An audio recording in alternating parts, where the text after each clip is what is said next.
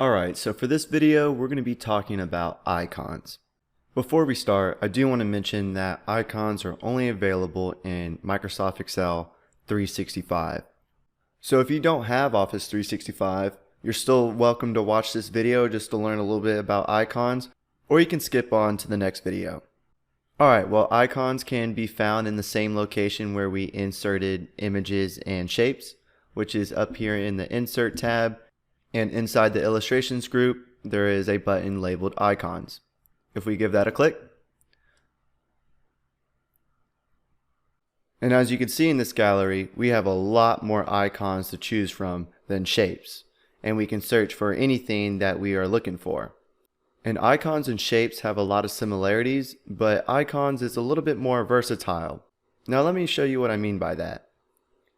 If we keep scrolling and find an icon that we want, let's say this arrow right here, we're going to select the arrow and click Insert. And once we have our icon inserted, we do have a new tab appear on our ribbon, which is the Graphics Format tab, and this is where we can format our icon. So once again, we can change the fill of the icon, the outline, and the effects.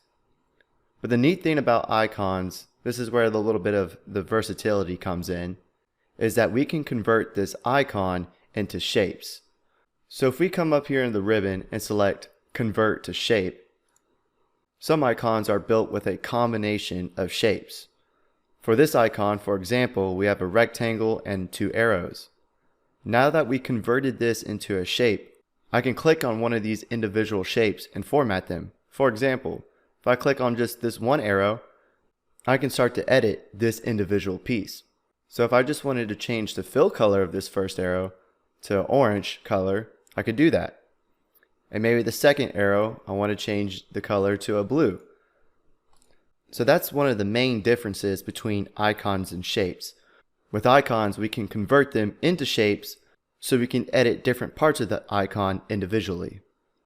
Now I'm going to insert another icon to show you another difference between icons and shapes.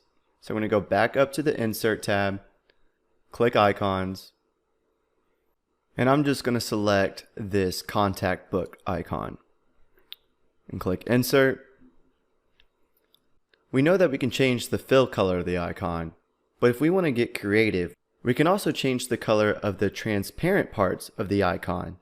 For example, on this contact book, this little cutout of a person is not just two white shapes together, it's actually a cutout. So let's say we wanted to make that person cut out a green color. What we could do is go to Insert and select a shape.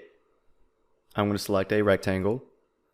Then I'm going to make it about the same size of the contact book, or just enough to fit the person. I'm going to change the color to a green color.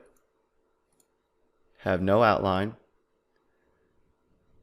Now if I click and drag and put it over the contact book, as we can see it's a little bit big, so I'm going to make it a little bit smaller.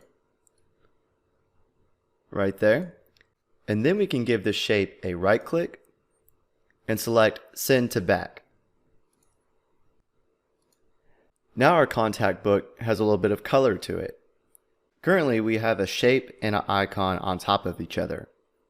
And if we want to move these together where they both move at the same time, what we can do is select our shape, right click to bring it back to the front, place it over the person cutout again, and then I'm going to press Ctrl and select our icon to select both the shape and the icon, and give it a right click and select Group.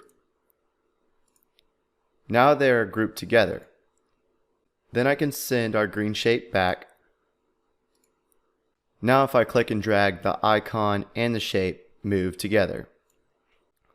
So once again, there's a lot of icons that we can choose from to make our spreadsheet look more appealing. And we can see that they're a little bit more versatile than shapes, but both icons and shapes help provide more of a visual interest to the users that are working inside of our spreadsheets.